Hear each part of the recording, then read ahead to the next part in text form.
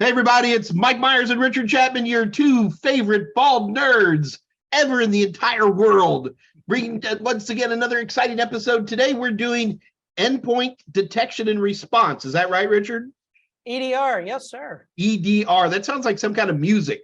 Wait, that's EDM. Never mind. That's EDM. It's close. It's I frequently listen to EDM while I'm working in the EDR, so that works. Total sidebar. Have you ever been on Ishker's Guide to Electronic Music? No, I have not. You get a chance when you want to kill 5 hours of your life, go on to Ishkar's Guide to Electronic Music. It is incredible, and you will waste 5 hours of your life. But let's get back to EDR because that's the important thing. But before we talk about EDR, what is on your shirt? I see bird. What do you got going there, brother? It's a Blackbird. It's an SR-71. Ah, you sure it's not an 8? I wore this just for you today. Let me see it one more time, because so many times people put up SR-71s, and it's actually the A12, which is the yeah. So I love SR-71s. The best one in the world, in my opinion, is up in Seattle, Washington, at the I think it's the Boeing Museum or what it's called. That's the one that has the D-21 drone on top. You know what I'm talking about? I do. Yep. Yeah. So absolutely incredible. And have you ever heard the wonderful? If you get a chance, get on YouTube and do a search for LA Speed Check. Okay. And it's these SR-71 pilots who are flying near Los Angeles, and there's like a little Cessna, and the Cessna's like, we need to check our speed, and the guy in the tower is like, you're flying at 120 knots. That's 120 knots. And then some guy in like a Piper Cherokee or some hot prop plane, he's like, he's trying to show off, right? I need a speed check too. And he goes, we got you at 240 knots. That's 240 knots. And then some fighter jock, like in an F-18 in the Navy, he wants to show off. And he's like, can I get a speed check? And he's like, we got you at 600 knots. That's 600 knots on the ground. And of course, the SR-71s are Air Force, right? So they hate the Navy. And they're like, we need a speed check in the we have you at 1,900 knots. That's 19. The guy's like, thank you, sir. We thought we were a little closer to 2,000. Anyway, I can't do it half as good. If you get a chance, do a YouTube search for LA Speed Check. It's absolutely hilarious video. So much fun. I love the fact that you're an aviation nut like me, Richard. I mean, you know, I tease you about being good looking all the time, but the fact that you're into technology, I love it. Where'd this come from? So my dad was Air Force, and as a kid, you couldn't help but grow up wanting to be a pilot. My dad worked on ejection seats in airplanes. So very cool, man. Now, of course, I've got the Navy tradition on my side, but and one brother who joined the Army for some reason. Still trying to figure that one out. There's always one that's special in the family. Sorry, I don't mean to offend my Army friends. He drove the Humvee. All right. So anyway, let's get into EDR. You know, Richard, one of the things I've loved now, it's hard to believe that it's been almost a year since I've become part of the National Cyber Group family and started working with CyberNow Labs. And I am still in such a sharp growth curve of knowledge. And so for me, I know we keep doing this, but I want to repeat it one more time. I have to think about security more from a Soho universe. And then that helps me as you guide me to the big enterprise world. So I don't even really understand what EDR is. Can you give me a Soho analogy to kind of get me going in the right direction here? So EDR, which stands for Endpoint Detection and Response, in essence is a beefed up antivirus, anti-malware application that is installed on endpoints in an enterprise environment. And I joked last time you and I talked, you talked about Udvar Hazy and the planes there, and again the Blackbird's one of my favorite planes. You know, this plane was designed for surveillance, right? It was designed for high altitude surveillance. And what it's doing is when it saw activities that it deemed important, it took pictures, it took snapshots, it caught things in the act. That's what an EDR does, except it's doing it on laptops, desktops, servers, you name it. So this is definitely where enterprise level anti-malware comes into play. Yeah, and we've talked about that a little bit in the past. We even looked a little bit at EDR in the past as well. But I think we'll probably end up getting a little bit more in depth. But at the moment, we're just going to kind of lead into it here, right? Just kind of what I'm hoping for in this episode is just help me wrap my head around it. I don't necessarily need the 10,000 foot, but I'd like a 5,000 foot view. And then maybe we'll do another episode where we actually dig deeply into the tools. But this time, let's get the clouds and bubbles taken care of so that I feel a little bit more strongly about this. So first of all, does EDR replace traditional desktop anti-malware tools? It generally does, yes. All right. And is EDR also part of intrusion detection at all, or is that a separate tool set? That's a separate tool. That's usually going to be handled by your firewall. Okay. And additionally, is that most email stuff, like my anti-malware tools will actually go through my email. And now I do have to download the email. So if I set up IMAP, for example, it's going to go through and look at it, and it does some heuristics, some signature-based stuff. But that's not true in an enterprise. In general, in an enterprise, you have a completely separate email tool, which we've already gone through, right? Correct. All right. So I've got to get this wrapped out a little bit more in my head. Okay. What else does EDR do other than anti-malware, or is that its big job? That really is its big job, but it is also looking at activities that aren't necessarily malware. They're activities that are carried out on an endpoint utilizing the applications and the processes that are already on the system. So native Windows processes, there really is no signature there that identifies as malicious because it's a native application. It's a native process that runs on the computer. But then again, Windows, let's use Windows because that's kind of my superpower land. Yeah. So with Windows tools, most of the primary executables are signed, right? Yep. Does EDR deal with that, or is that left more to the individual systems? Yeah, so signed processes obviously is a part of the reporting information that you do get from the EDR. It'll notify you if the file that you're looking at that's in question is a signed file. And for the most part, a signed file will a lot of times indicate that it's a good file. But again, I use this this kind of analogy with my analysts. It's like a hammer, and I keep a hammer on my desk literally for this explanation. This hammer is a tool that's used across the globe every single day. It's a legitimate tool, right? It doesn't have a signature that says, "Hi, I'm a bad thing." But if somebody with bad intentions gets this in their hand, then all of a sudden that hammer becomes a weapon.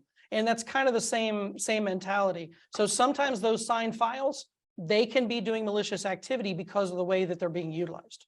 Okay, so the last question for EDR for me before we start breaking it down a little bit is, what about, I'm sticking with Windows here, okay? Yeah. So when we're talking about Windows security, auditing tools and such like that, log on, log off, stuff like that, does EDR tend to fit under that umbrella as well? It can, because some of those different activities can actually show up as persistence or lateral type movement behavior, and they can trigger, EDR alerts depending on the rules and depending on the threat intelligence. A lot of times it's what it's connected to as well. What process is carrying out those activities. But, traditional logons and logoffs are generally going to be something that you're monitoring in your SIM tool.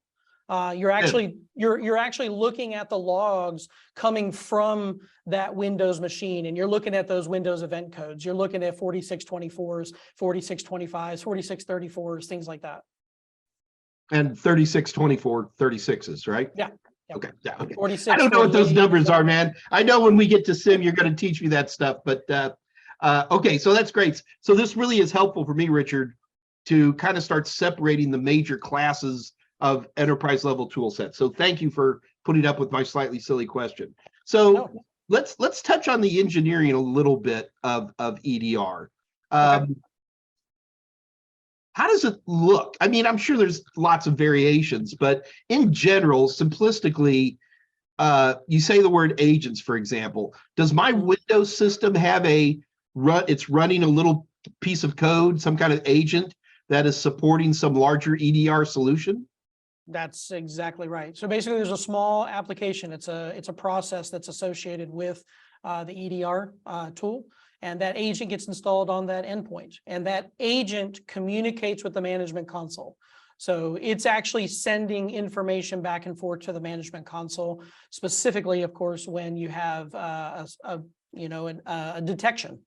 So Okay, so what about non-traditional endpoints like cameras or printers or stuff like that? Does EDR come into play there? not generally, no, unfortunately. In those cases, having a good gap management program where you've got, maybe IoT vulnerability scanning capabilities through like an application like Armis that can really map the network and find IoT devices on the environment itself, and then making sure that those devices are patched or updated. That's really where you're going to be able to close All right, that hole. I got you. Okay, so when we're talking about EDR, we're going to be talking about desktop solutions, Windows, Mac, Linux, obviously Servers, laptop. I'm sorry, servers. What about smart devices, tablets, and phones? Does this fit under EDR? It's possible if you have the ability to install an agent. If there is an agent for those devices, then yeah, you can absolutely install them as well. Okay, but the fact that because of your great experience here, and you're saying, well, you can. Yeah. Here's what I'm actually hearing. I go, but I don't. You know what I mean? So no, well, if you have a work phone, there's going to be some things that can possibly be done in that case. A lot of SOC operations, they don't even allow smartphones into the SOC itself because potentially it's an issue. And depending on what solutions they have, they may or may not have a solution that can actually solve an issue with a phone that connects to the Wi-Fi in the office. So yeah, I've actually seen that working with the United States federal agencies with 3 letters and guns and badges. Yep. Is they have SCIFs, which is a pretty generic term, and you can't even bring a thumb drive in there. Yeah, you can't have a watch that's a smart watch either. Yeah, they learned that the hard way, didn't they? Yeah, well, Did you hear the stories about this where that's I usually how it happens. They learn the hard way. it wasn't necessarily in SCIFs, but it was in other type of more secure facilities. And these tend to be guys and gals who are trying to stay in shape. So they're punching in like their runs and all this, map my run. And it was kind of like, here's free information about Quantico or whatever it might be. Now they fixed that years ago, but I do remember that happening. All right, so I've got it. Thank you for getting me started, at least in terms of understanding what EDR does. And so the big thing here is that depending on your EDR solution, you're going to be installing agents onto your Windows, Linux, and Mac devices. Is that fair? Am I missing any other operating systems? All right. So I install these agents, and all of these agents phone home. Do EDR solutions manifest as a physical device for gathering data, or is it usually you have a Windows server that you run some EDR software on that is the primary gathering tool?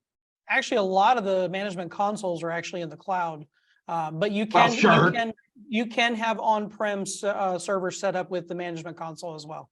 Okay. All right. Well, cool. All right. Well, this is a great start then. So can you name some of the players? And I know we're going to have another episode where we're really going to dig deep, but could you take a moment and just give us a couple of just quick screen snaps? I don't care. Name a couple of the players, or 3 or 4 of the players, or one player in the EDR world.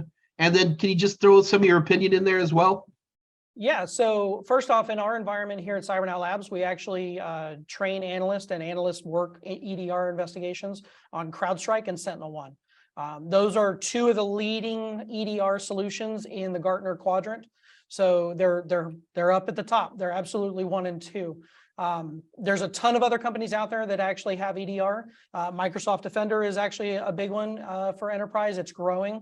Really? Trend Micro is actually a big one. And no, I'm not talking about the Defender that's installed on your, this is a much more beefy. They have an entire suite of applications for email security and so forth as well too. So their Sentinel products are pretty solid actually. They're getting better. So but yeah, Trend Micro, FireEye is kind of falling down. Carbon Black is another one.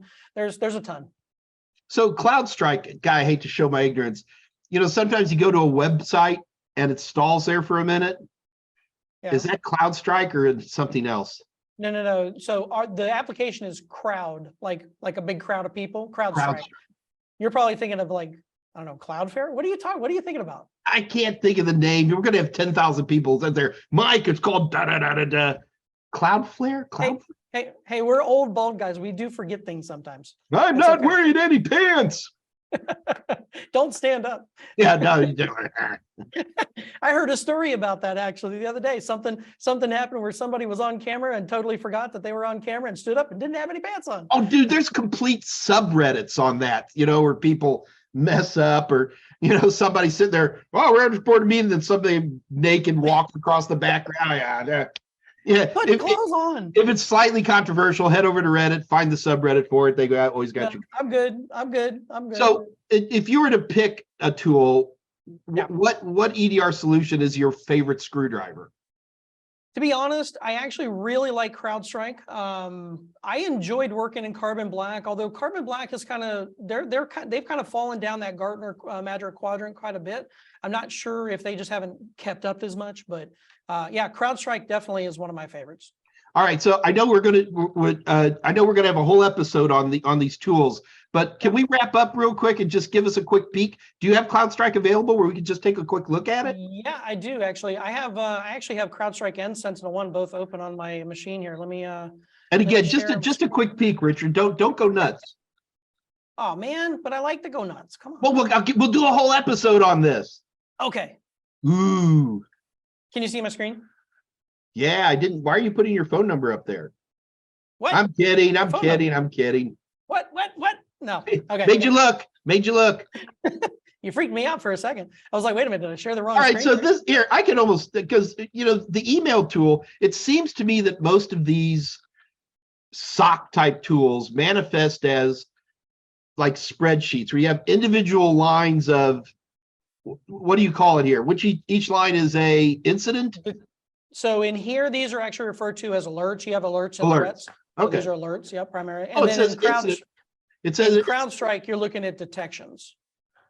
So, all right, but this seems to be a common motif on so many of these tools, Richard, where it's well, we certainly saw this with email when we did that, where you had individual threats or incidents or cheeseburgers or whatever you want to call each one of these things. And again, I don't want to dig deep. I want everybody to get interested. So when they're going to want to watch the episode where we dig deep. But listen, Mike, at the end of the day, there's only so many ways that you can say, here's an alert, here's another alert, here's another alert, right? I mean, a list like this, like in a spreadsheet, is really all you kind of need. And then once you dive in, then it expands into a whole new world. So, dude, I'm always learning something new with you. I was waiting for you to put on your VR goggles and, drop us into a world where we're, shooting threats like I'm sorry, I've been watching The Last of Us. I'm really into that right now. And, with an AR. So I don't know. I'm just trying to figure this out.